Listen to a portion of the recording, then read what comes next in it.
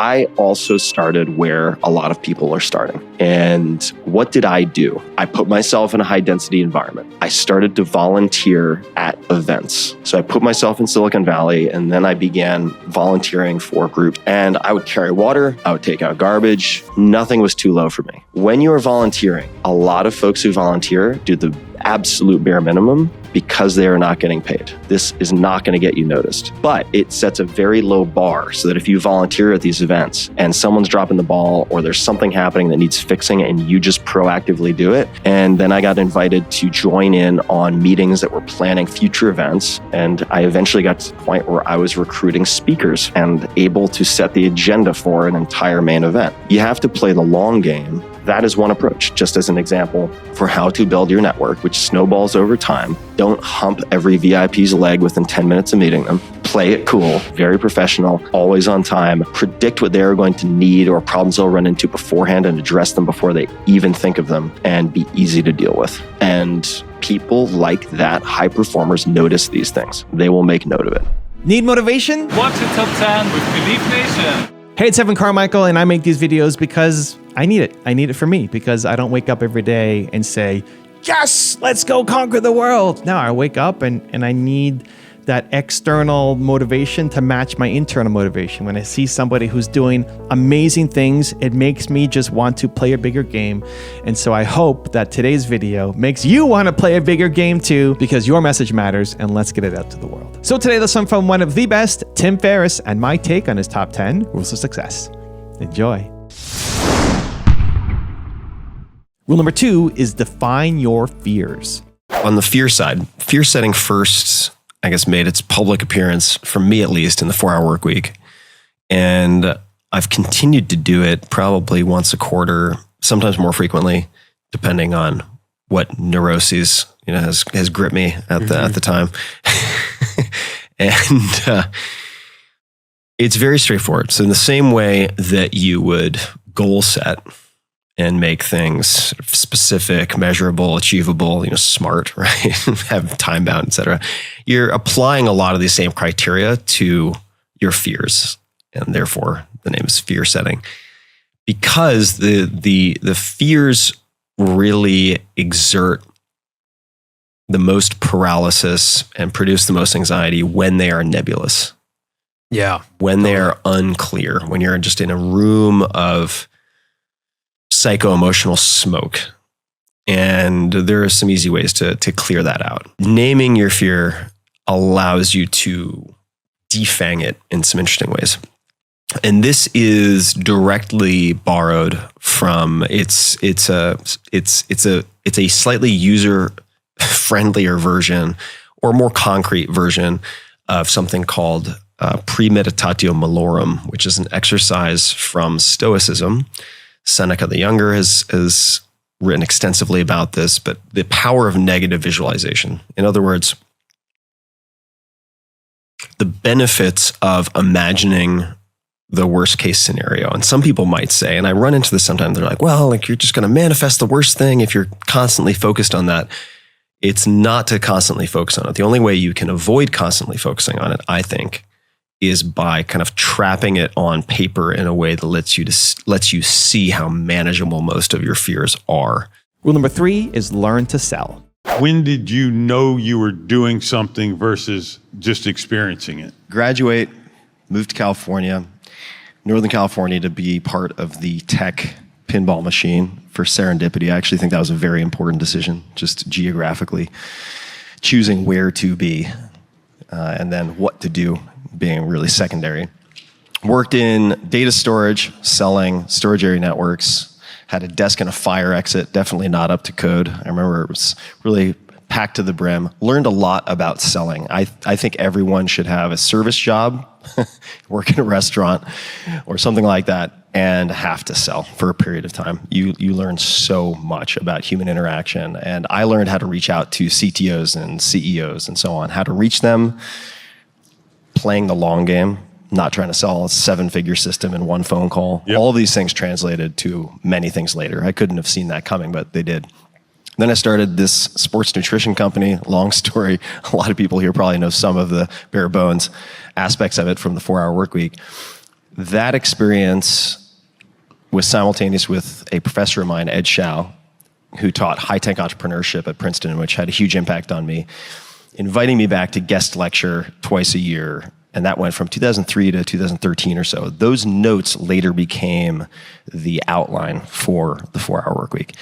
How long did the startup exist? Startup existed until, let's see, I want to say 2009 or so, when I sold the company. Not for any huge sum of money, but I sold the company around 2009. So, And how long was that experience? 6 years? the experience of building it, Yeah. I would say the building phase was the first 3 or 4 years. First year and a half, I had no idea what I was doing.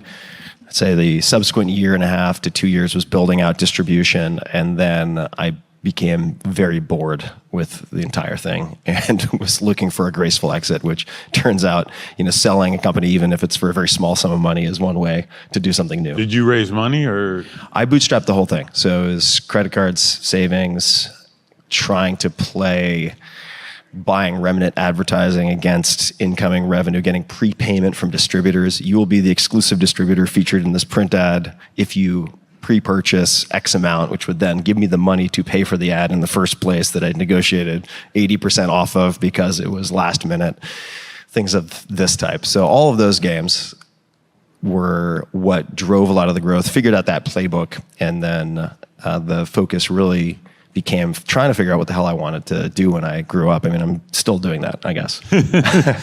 What did you learn from the startup? What were the key takeaways? A few key takeaways from the startup were, number one, if you want to reach the decision makers, just call outside of business hours. So if you're actually cold calling, I was cold calling, smiling and dialing a lot, and cold emailing, then just do it before 8:30 and call after 6:30. And very often, even in a company of 100 people, you'll get one of the top brass answering the phone at the end, which was astonishing to me.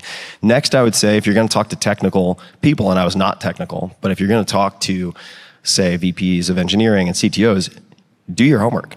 And I ended up being really, really successful as a salesperson, not because I studied sales per se, but because I actually took the time to try to understand what RAID was, what all the bits and pieces were that made up the hardware, what use cases would lead to them using Solaris versus something else, and being able to guess correctly what their setup was without them telling me anything, which opened the door to more involved conversations. Those would be a handful of things, and the value of storytelling, ultimately, for everything. For everything. If you're a human, I agree with that. Storytelling is key. It's the crux. Rule number 4 is embrace the pain. I got advice from a very, very experienced psychedelic facilitator at one point who said, take the pain and make it part of your medicine. And the way I think that applies here is we all experience pain. We all experience suffering. Many of us have experienced trauma of one type or another. And that can consume you. I mean, it can consume you. But it's like fire, right? It can consume you, but you can also harness it and use it for different things. And I know I'm not going to hedge. I'll say I know for a fact that there are people I've spoken to who are suicidal. And by the way, I'm not inviting everyone who's listening, if you are suicidal, to reach out to me because it won't work. I've had to disengage from that because it gets too heavy, right? Just to engage one-on-one with people who are suicidal. But there are resources in that post I mentioned, the practical thoughts on suicide. But let's just talk about closer friends. People you would never suspect in a million years who are this close to blowing their brains out.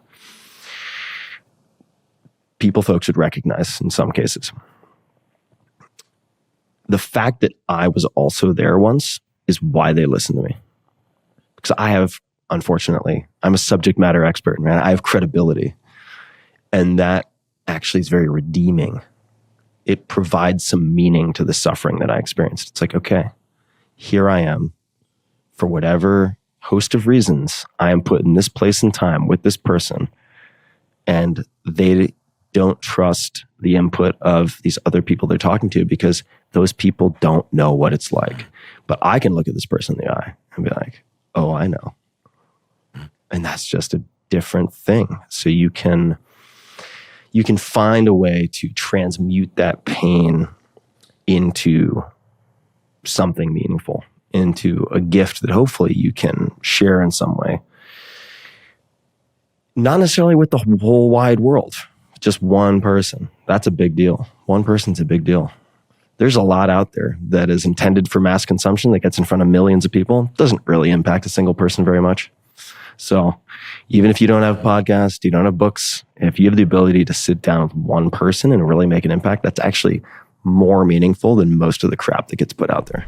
Also, to make sure you're actually taking action after watching this video, I've designed a special free worksheet just for this video. The worksheet will highlight all of the lessons learned in this video, as well as pull out our 3 favorite learnings and quotes that will inspire you to actually do something. The worksheet will also give you space to write down what your key takeaways are and your specific plan of action to make sure you're getting results. If you want the worksheet designed specifically for this video, absolutely for free, there's a link in the description below. Go click on it and start building the momentum in your life and your business. I'll see you there.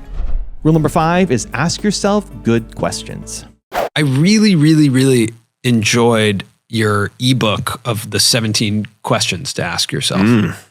And I just wanted to ask if you could talk through some of those questions and where you came up with those. Those 17 questions, I think they appear in Tools of Titans, maybe Tribe of Mentors, one of those 2 books. Those are questions that I have gathered over a few decades. Right? So I'd say number 1 is just borrow shamelessly. Whenever you come across a good question, capture it somehow. I do that. I collect questions. So if I'm reading an in-flight magazine and there's an interview and I'm like, terrible interview, but that question's really good. I will literally, I'm not proud of this, but I guess back in the day I would tear out the page. Now I just take a photograph, and sometimes they work, sometimes they completely flub. They don't work at all. That happens too. Fix it in post. That's my recommendation. But those questions have helped me, so I return to them frequently. And this is top of mind because a younger friend of mine came to me asking me about these 17 questions. And he said, how do you come up with these questions? And I was like, well, first of all, you should notice that some of them are just stolen. And there's one, for instance, which is, am I hunting field mice or antelope? And what does that mean? The whole story that goes around it is, if you're a lion, you can stay alive by hunting field mice and spending all of your time hunting field mice, but you're much better suited to going after big game and going through intense sort of sprints of focus that allow you to down real significant prey. And so it's just an easy metaphor to ask yourself, am I majoring in the minor things?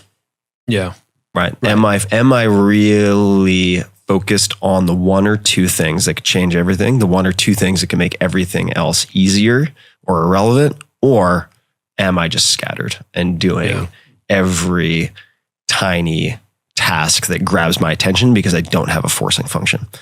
So that's one.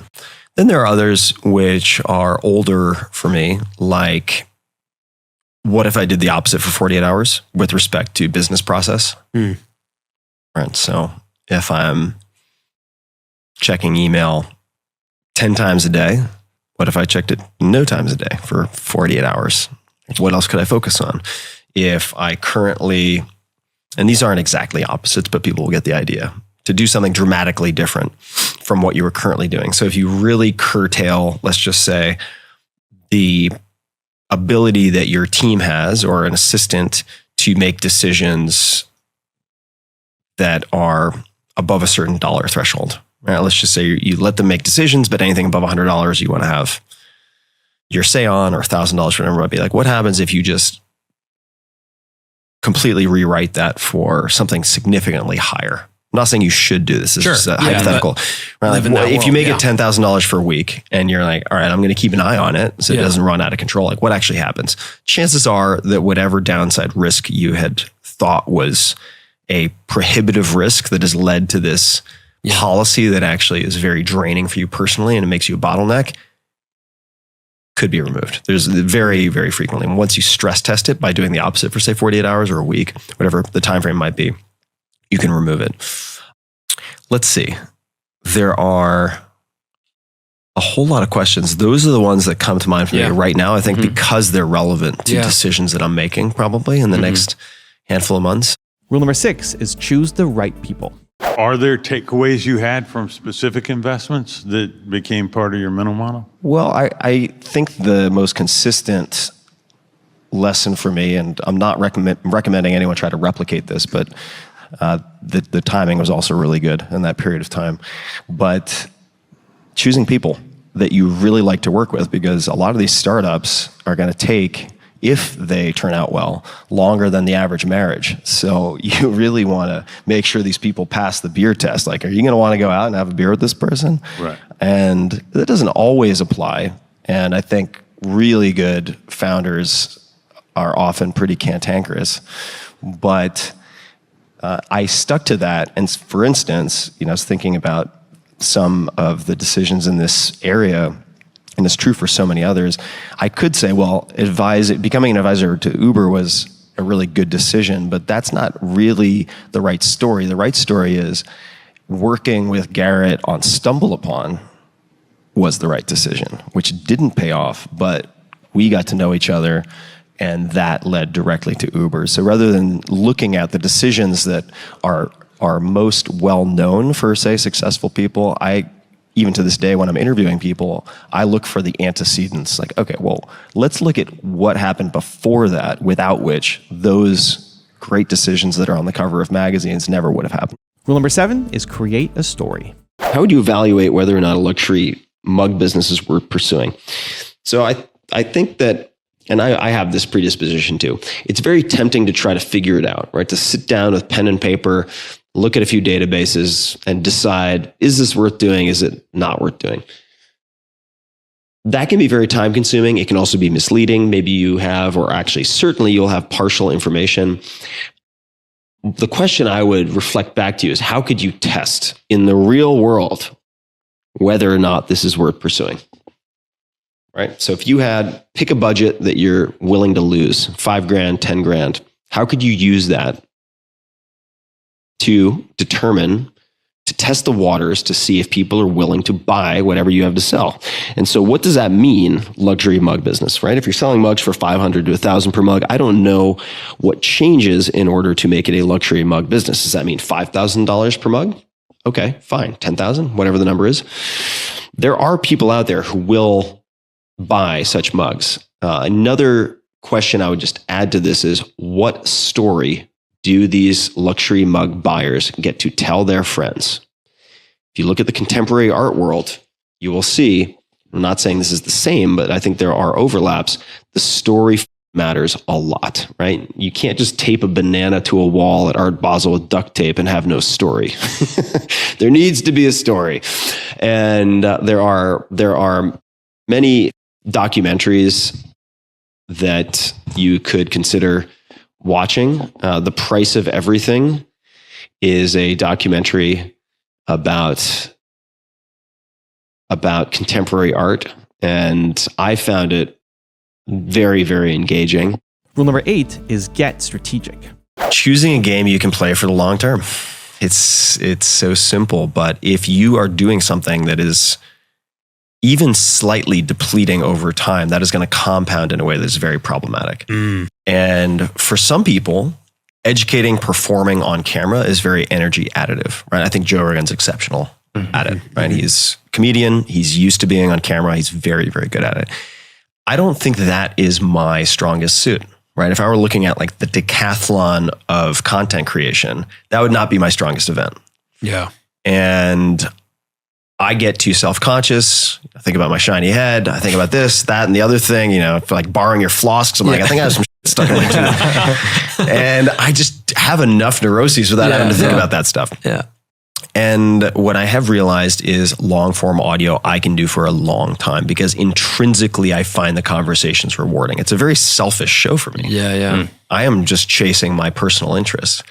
And I would be doing that whether or not I had the podcast. The podcast is just a very effective lure for getting people to have a conversation with me if they might not otherwise be open to like a 3-hour conversation. So the question of whether you can play the long game is important, not just because sustainability is interesting from a sustainability perspective in and of itself, but if you are on any platform, you are competing for attention. You are competing for stickiness. You are competing for not just casual fans, but super fans. And if someone else is getting more energy and can sustain a format better than you can, you are going to lose. So it's a very strategic, I think, long-term play. Rule number 9 is learn to prioritize. Which mental model or helpful tool do you often go back to regarding prioritizing projects and things you want to pursue? In this list of things, 5 or 6 or 10 things, whatever your list of priorities might be or to-dos, which of these, if done, make other things or all of these things either irrelevant or easier to do?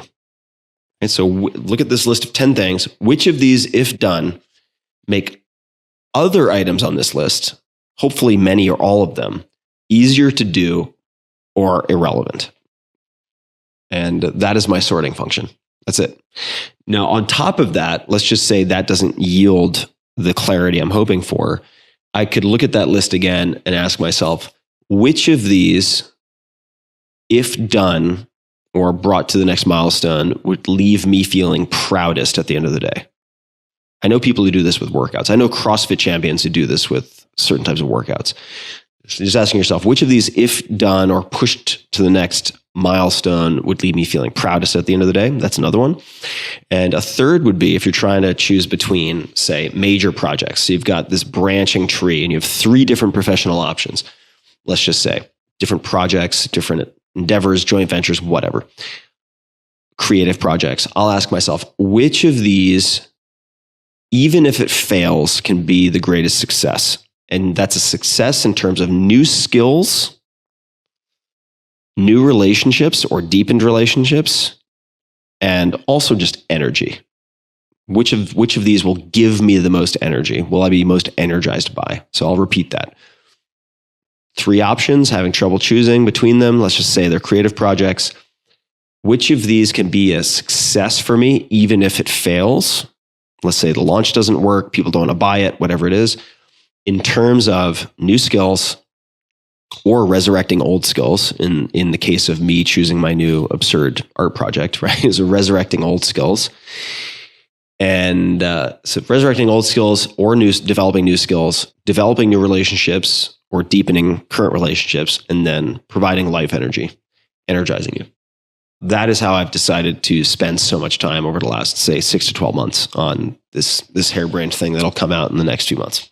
And rule number 10, the last one before some very special bonus clips, is spend time in nature.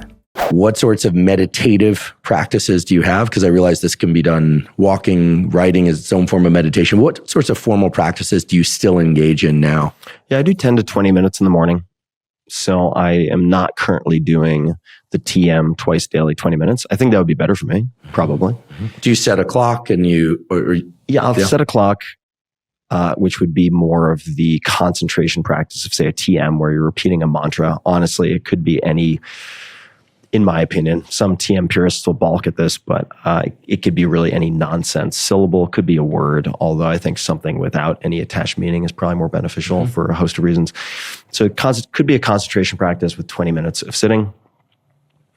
It might also be a guided meditation, and I have no vested interest in this app, but I think the Waking Up app by Sam Harris is fantastic. As do I. I have used the introductory course, which is Sam leading you through My Catnip, which is a logical progression of skill development from day 1, 2, 3, and forward. I have gone through that course multiple times when I'm getting back on the horse for meditation as a bit of a reboot. Once you develop, I think, a certain degree of awareness and mindfulness, I do think there are other activities that probably allow you the parallel experience of doing one thing while experiencing some of the benefits of meditation. And so for me, I wonder at times, are the benefits of meditation, the concentration practice itself, is it just sitting still with my eyes closed, down-regulating my system a little bit, activating my parasympathetic, and not rushing or doing anything for 20 minutes? Mm-hmm. Is that it? Maybe. Is it simply correcting my posture for 20 minutes? How do I weight these different inputs? And the short answer is you probably don't need to know, but I have found that spending time in silence, in nature, without anything to do, disallowing myself from doing things, no note-taking, no reading, etc., and I have spent a number of extended fasts in nature, just like water only, by myself, no talking, no reading, no writing. What's extended? 7 days, generally. Wow. So you're camping in nature with just water. Yep, that's it. What you have been doing hasn't been working, so you have to try to say, all right, well, what is something new, a new way I can approach it? There's a lot of parties that involve alcohol. What if there's parties that are catered around fitness and health and smoothies and juicing and all of that, And so you're excited about it, and you're convincing me. I'm like, yo, Tim, that's I want to get my green smoothie on. What happened though? it's like, oh, how do I do that? I mean, what was the worst thing that could have happened if you actually went for it? I guess the worst thing would be just no one shows up. As a thought, it might be interesting to have her right now try a coffee challenge. Hey, what? The coffee challenge is where you go up to some random person, the guy in there, they don't know about it, and you ask for 10% off. She's very timid. She can be extremely timid and shy. Why would I ask for a discount on coffee? We have to train her to get to the point where she can walk through those irrational fears, and you start with silly things. Have you had people ask for discounts on your classes? I guess I could do I think it. that means she should do it, yeah. It's all yours. I'm kind of nervous. Yeah, this is great. Don't make me nervous. Yeah, knock them dead. You'll do great. All right. Fear is a really interesting animal. It's something that we all face in different ways. Can I get one mate with 10% off on there? You have to inoculate yourself Would that be okay? against the fear of rejection, uncomfortable conversations, asking for things you think you might not deserve, but really need. Yeah, well, it's like I've done it. Mundane, yeah. Hey. Hey. So, Thank you. What happened? He's like, yeah, sure. What's the special occasion? I'm like, okay. Congratulations. Yeah, thank you. You can really train for the big stuff that you're afraid of by practicing with the really little things. Whether it's Jocko Willink, you mentioned, retired Navy SEAL commander, used to be in charge of all West Coast training for the SEAL teams, which is intense. Highly, highly decorated. Whether it's Jocko saying discipline equals freedom, or you look at, say, some of the writers or musicians or directors or others in the book, across pretty much all of them, you find that they find freedom in constraints. So what does that mean? Sounds kind of weird. Also sounds very, it sounds like an oxymoron, right? And what I mean by that is all of these people have routines. They have set recipes that they repeat on a daily and weekly basis so that they are not making a lot of extraneous decisions about mundane things. And they also recognize that we all have our lesser selves, our impulses. I love chocolate croissants. If I left my entire schedule to whim, I would just eat chocolate croissants all day long. I love them. They're incredible. And I still do have them once a week. I have my cheat day and I'm allowed to do what I want. So I let my monkey mind and my lesser self just go nuts. But these people all have typically, these are folks we might be inclined to think of as superheroes. And maybe Jocko's a superhero. But the vast majority have one or two strengths. They might not even be the best in the world, but one or two strengths they combine in a really unique way. And they build habits around those strengths. And then they have 1,000 other weaknesses. But the habits and routines are what help them from going off the rails. And this is really encouraging. This should be really encouraging because the people we see on magazine covers that we might idolize and feel we could never possibly emulate because they have it all figured out. They have no insecurities. They wake up every morning and with a mental karate chop, they just master the day. That's not how it works. I know these people. Almost everyone in this book, certainly on the podcast, I've become friends with hundreds of these people. Not true. They have tons of, not everyone, I don't want to speak for everyone, but tons of neuroses, tons of terrible self-defeating habits. And the safety net they create is habits and routines. That's why Jocko, in part, says discipline equals freedom. Okay, so you have trouble waking up in the morning? No problem. You want to stage, this is something that Jocko does, takes his clothing, prepares, gets his sort of coffee ready to brew, clothing on the floor for the workout, right next to his bed, prepared the night before. So there are no decisions, there are no opportunities to make mistakes between him opening his eyes and Jocko working out. And you find this across everybody. I think what I could attribute my successes to is more the fact that I was confident I could train myself to absorb or tolerate very high levels of pain to outwork other people to win in sports like wrestling, which is all pain, right? And so I chose arenas in which I felt like even if I lacked the technical gifts, even if I lacked certain coaching advantages, that I could still win because I could just outlast other people. And I enjoyed being an instrument of competition. How much? And I still do. I mean, I love competing. I'm better in competition than I am in rehearsal. I understand. Yeah, it's like, I it's understand really totally. weird, but that's just me. I feed off of it. Find a situation where you can be in the room with masters of a craft. And that could just be deal making. It could be joining a small company, say fewer than 50 people, where you simply get to observe one of the principles, negotiating, in an industry that you don't even care anything about, right? It could be waste management and you want to go into high tech, but if you sit in a room with someone who's an absolute pro at crafting deals, negotiating, getting past no, those skills and maybe those relationships start to snowball.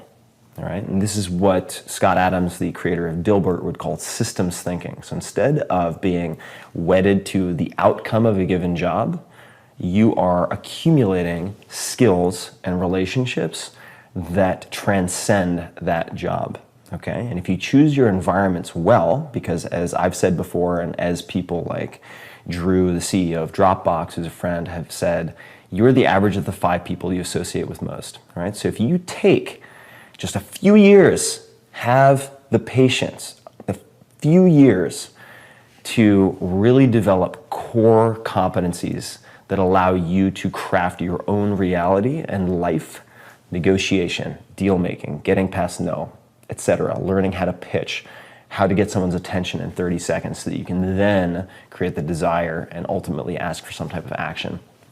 Once you develop those, then you can really just create the map for the next decade and the next several decades. So that would be it. It would be learn before you earn. And it's never too late to do that. So I don't care if you're coming out of college, coming out of high school, 30, 40, whatever it is. Systems thinking, focus on the skills and relationships first, and then you can just create a blank check for how much money you want to make, if that is your goal. I realized,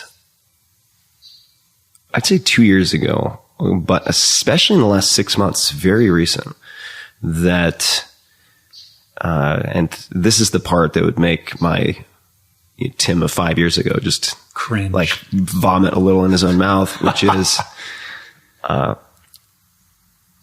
not going to mince words. I still have trouble saying this, but like self-love is not an indulgence. It's not a nice to have. It is a prerequisite. Even if all you want to do is feel successful and take care of the people you love the most, to really take care of them, you have to, as I've heard said, put on your oxygen mask first. Mm-hmm. And if you don't do that, like you are also shortchanging your ability to care for other people completely. And that's been a very, very much a 180 degree about face for me. Right? Because for a long time, I was like, I don't need to care for myself. Mm-hmm. Like that's, the word keeps coming back to me, which is self-indulgent. Like, is this self-indulgent? Like, who cares? Another would be, and I don't know if you've ever had any interaction with Kyle Maynard. Kyle Maynard's a fascinating guy. He was born a congenital quad amputee, so he has his arms and before the elbows and his legs before the knees. Nonetheless, he is in the National Wrestling Hall of Fame, like collegiate wrestling, and is the first person to ever climb Mount Kilimanjaro without prosthetics. So he military crawled the entire mountain. He's such a stud. And he was taught by a CEO at one point. The CEO used this for hiring, but you can use it for anything.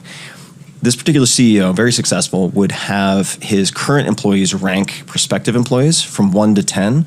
And that's not interesting by itself. His rule was you can't use 7. So I want you to rank them from 1 to 10. You can't answer 7.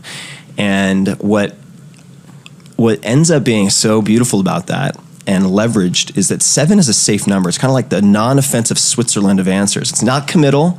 It's not too bad, so you can wiggle out of it. Whereas if you're choosing a 6, that's barely passing. That's not good. If it's an 8, you're indicating you're pretty stoked. Like you're vouching. He forced them to make a decision. Exactly. So you can, I love it. 1 to 10, no 7. And so I've used that, and Kyle has used it for, say, invitations decisions, right? for anything, invitation to conferences, invitations to coffee, whatever it might be. It's like decisions in life. Decisions in life. Many things that involve some discomfort or pain can be productive, right? But not all things that are painful are productive. Lead to anything productive, right? And you can just become a masochist without realizing it. And that's what happened to me. And I also felt like I could grasp complexity and juggle a lot more effectively than other people. So I was drawn to complexity because I felt I could win there. I felt like there was a high barrier to entry, and that gave me a competitive advantage. Then at some point, especially in the last year, I realized I'm just fighting an empty jacket here. Like, who's my competitor? This is ridiculous. Like, I'm actually just fighting myself. And what might this look like if it were easy? And it started as a journaling exercise, which is one of the most common patterns in all the interviews I've done in Tribe of Mentors and Tools of Titans and the podcast. Journaling, meditation, and journaling are kind of the two partners in a sense. They work together really well, that recur over and over again. And so I was journaling one morning on what might this look like if it were easy. Well, I've done it for many, many different things. With respect to this book specifically, you mean? I did it for the podcast. When I started the podcast, I had to ensure that there was next to no editing. Right. I would do it with my friends in the beginning to make it less intimidating. I would allow wine, which didn't always turn out very well. It actually really ended poorly in the first episode in particular.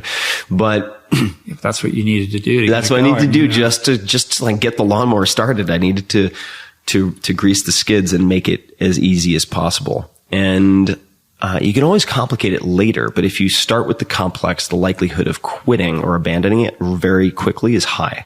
What would Tim tell his younger self if he could go back and change anything about the past or tweak it to make anything better? Is there anything that you would do? I think that I would probably go back, not to necessarily my childhood, but go back to when I was really cramming and just working 24/7 prior to writing the 4-Hour Workweek after graduation.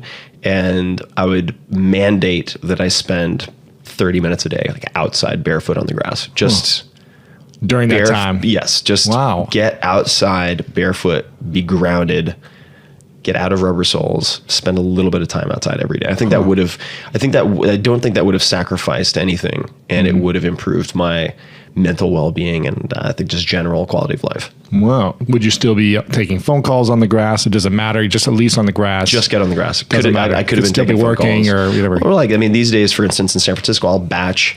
People who've read the 4-Hour Workweek know that I like to batch similar tasks together whenever possible. And I will batch phone calls in such a way that I can go for a 1 to 3 hour walk through San Francisco. Sure. And that's great. You're making the phone calls. And if you don't need a visual reference in front of you, you might as well be walking outside, getting some exercise. Exactly. And I think walking is also very, very underrated. We've made a lot of evolutionary trade-offs to be able to walk extraordinarily long distances, even compared to other, say, grazing mammals. Like we can go for a very long time, and that's by evolutionary design, for lack of a better word. So I feel like we should exploit that and utilize it. I like it. What is it? What do you feel when you get barefoot on the grass? What does that give you? I think what it does for me, among other things, is there are people who talk about grounding and the effect of getting out of rubber soles. That I think is up for debate, the sort of scientific basis for that. But it helps me to feel grounded in a more perhaps metaphorical sense, and that is feeling connected to the earth, not disconnected as some type of robot who's been programmed to reply to emails. So just like getting outside and being like, you know what? Nature. Am I allowed to curse? Sure. But it's just like, this whatever bullshit I happen to be obsessing about, like, it really doesn't matter. I mean, like a year or two from now, like if that guy who didn't reply to my email and I feel slighted, probably, like, who knows? His grandmother probably died. Get over it. Get over yourself. Like, at the end of the day, it's so trivial, and for whatever reason, being in nature and having that connection with the rest of the world and feeling not separate from it and cloistered in some type of office is medicine. Has a medicinal effect for me. Stoicism, I think, is one of the best operating systems for thriving in high-stress environments. In effect, the more you schedule and practice suffering, the less unplanned suffering will disrupt your life. And so Stoicism, if we go back to, say, Seneca, Marcus Aurelius, is really very similar to Zen in many, many ways, but it is a practical set of beliefs, frameworks, and exercises that allow you to inoculate yourself against fear of the unknown, fear of worst case scenarios, to become less emotionally reactive, which is why Stoicism. I mean, certainly you can look at George Washington, Thomas Jefferson had Seneca on his bedside table. I think Bill Clinton reads Meditations by Marcus Aurelius every year. But if you want to look at some additional contemporary examples, it's become hugely popular in Silicon Valley. It's become hugely popular in the NFL, including the Super Bowl winners, past 2 Super Bowls, because it teaches you how to view obstacles as opportunities and how to become less emotionally reactive. So you're effectively putting the Serenity Prayer into practice, where you are learning to separate the things you can control from the things you cannot control, and to only focus on the former, and to develop the courage and the ability to act. When I spoke to, say, Paulo Coelho, who's sold 100 million plus copies, The Alchemist, etc., you talk to Rick Rubin. So let me give his example first. When he has a musician who's stuck, great musician, but they've developed performance anxiety about songwriting for whatever reason, he will say, do you think you could get me one sentence or maybe 2 words that you like by tomorrow? That's it, 2 words. Can you do that for me? And he gives them a micro assignment. Best writing advice that I probably ever received, and I've received a lot of good writing advice, but I can get myself really wound up because I expect perfection to flow from my fingertips like magic, and that never happens. So then I beat the hell out of myself, and that makes me less likely to put pen to paper in the first place. I'll procrastinate, which is why if you write 2 crappy pages per day, you've won the day. That's a successful writing day. And that does a few things. It helps you to maintain enthusiasm because you're constantly winning. And of course, on many days, you'll write more than 2. You'll get to 2, then you go to 5 or to 10. But if you're on an off day, you write 2 crappy pages, even if you never use it, it's a successful day. And that, I think, for longer term projects and extended creativity is really important. But the story that this writer told me with that tip, he said, okay, this is where this comes from. Did you know that IBM, when it was the 800-pound gorilla, it was an undefeatable sales force? Do you know what one of their rules was? He's like, no. He says, well, what do you think their quotas were? And I was like, well, I'm sure their quotas were really high because they wanted to motivate their guys to get after it. And he goes, no, their quotas were the lowest in the industry. Wow. And the rationale was we don't want our salespeople to be intimidated to pick up the phone. We want them to feel like they're going to pass their quota quickly, which they did, and then they shot well past it and clobbered the competition. So the counterintuitive pairing of low expectations leading to higher performance is really odd. I think it's also very context and role specific. But if we're talking about creativity in particular, right? So not necessarily work output, the approach, there are a number of prolific writers who have said, Neil Strauss said this, there's no such thing as writer's block, which drives me crazy. Because I'm like, come on, like, you might be a mutant like X-Men of writing, but for the normal humans, come on, like, give me a break. And he goes, no, hear me out. Number one, he is a trained journalist, and journalists tend to have writing block beaten out of them because their boss is like, oh, you can't find the right prose for your 500-word article? Oh, get it in by 5 o'clock, asshole. You know? And they're just like, oh, wait, this isn't school? And they're like, yeah, deadline. That's your incentive. Writer's block my ass. And he's like, oh, okay. But he said, and what they learn is, he said, there's no such thing as writer's block. He said, what that is performance anxiety that you've imposed on yourself because your expectations are too high. And he's like, just lower your standards. Lower your standards till you get started. There are many people who think, and I've certainly thought at different points in my life, if I just do X or achieve Y, these problems will all go away. And what you realize is, as you continue on this journey that is often meandering called life, you don't get rid of your problems if you achieve certain types of success. You just trade up. So maybe you had like, you know, the Corolla of problems, then you trade up, and you've got like the used Mercedes of problems, and you trade up, and you have whatever the Porsche of problems. The magnitude and complexity can become really challenging, and the opportunities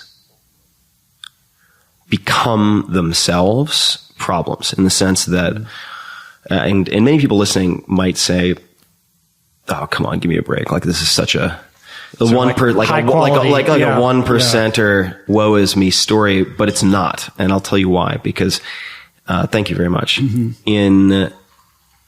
In the very, very, very beginning of your career, I do think yes as a default can be very helpful. But when I say the very, very beginning, I mean literally maybe 1 to 2 years out of college.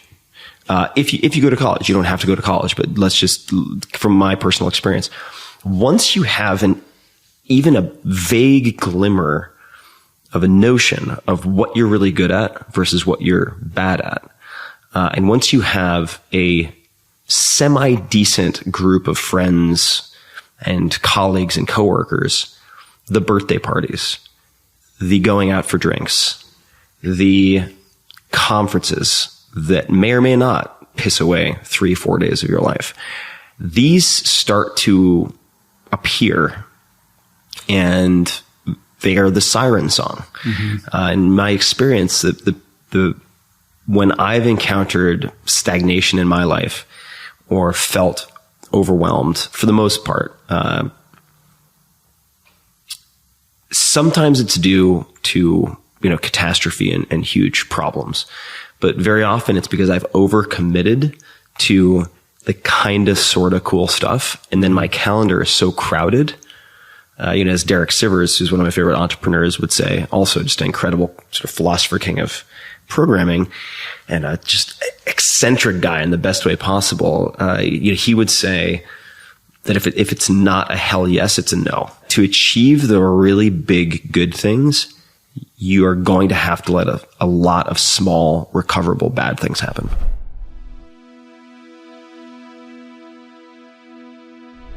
Because you made it this far in a video, I want to celebrate you. Most people start and don't finish. Most people never actually follow through. Most people say they want something, but they don't ever do the work to actually get it. But you are different. You are special. Believe Nation, you made it here all the way to the end, and I love you. So as a special celebration, if you put a hashtag believe down in the comments below on this video, I will showcase you and celebrate you somewhere on the screen in a future video, because you are awesome. For 10 more amazing rules from Tom Bilyeu, check the video right there next to me. I think you'll love it. continue to believe, and I'll see you there. Most people think that life is about avoiding the pain. I'm here to tell you right now, in a very controlled fashion, it is about really experiencing the pain, learning from it. So Ray Dalio, the most successful hedge fund manager of all time, has a perfect math equation. Pain